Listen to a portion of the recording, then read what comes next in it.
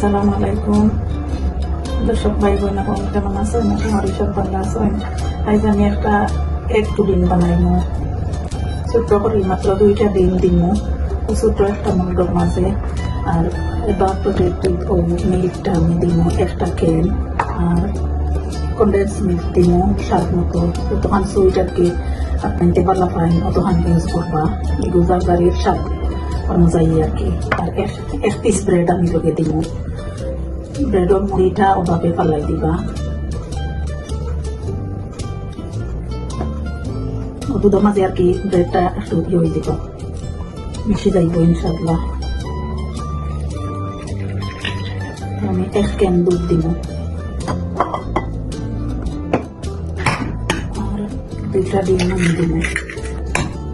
ছোট করে বানাইলাম, বেশি বড় নয়, ছোট একটা মটর হবে। আর মিষ্টি দিবা আপনাদের স্বাদ মতো।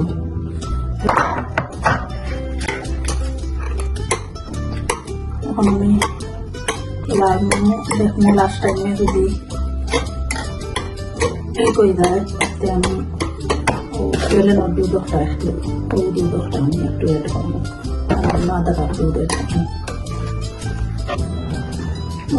সামান্য হয়েছিলাম যে 1/2 কাপ দুধ, হাফ থেকে একটু বেশি আমি একটা ব্রেড যে লোকে ইউজ করছি। ব্রেডের কারণে আমি 1/2 কাপ থেকে একটু দুধটা আমি লোকে অ্যাড করছি। এখন আমি হ্যান্ড ব্লেন্ডার দিয়া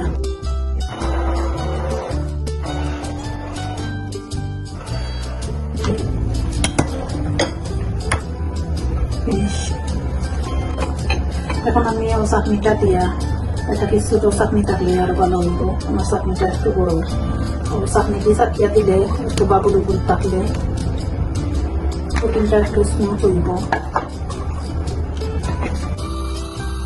ওটার মাঝে সুগার আছে, আমি এখন থাকি 2 স্পুন দিয়া 2 স্পুন সুগার আমি দিব।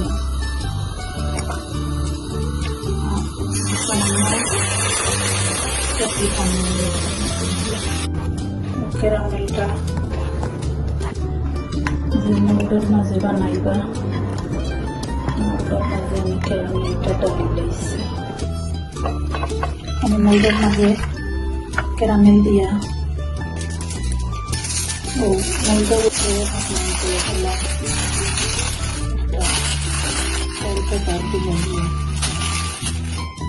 উপরে পানি দিয়া একটা হাঁড়ি মুড়ো পানি দিয়া আর স্টিলের একটা মুড়ো রাখি দিবা। মুড়ো রাখি দিয়া মুড়ো রাখিয়ার পরে মুড়টা অন্যতে রাখা ক্যারামেলের হইয়া আর অভাবে করিয়া দিলাই টিস্যু দিয়ে একটা দিলাই দিয়ে বাইরে পাক হইয়া যাইতে নাই। পুরা 1 ঘন্টা আমি ওয়েট করবো। পুরা 1.5 আওয়ার পরে আমি একটা